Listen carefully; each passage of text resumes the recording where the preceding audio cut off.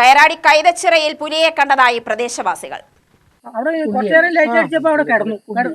പിന്നെ ഞാൻ അവിടെ ചെന്ന് ലൈറ്റ് അടിച്ചപ്പോൾ നേരെ കയറി മുകളിലെത്തിയപ്പോഴാണ് ഞാൻ ഇവരെയൊക്കെ വിളിച്ച് കാണിച്ചു കൊടുത്തത്.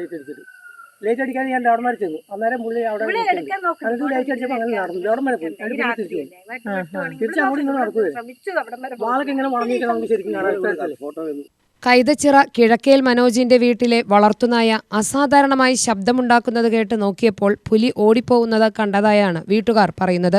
2 ദിവസം മുൻപ് മനോജിന്റെ മകൾ വീടിനു മുന്നിൽ പഠിച്ചുകൊണ്ടിരുന്നപ്പോഴും പുലിയെ കണ്ടിരുന്നതായി പറയുന്നു.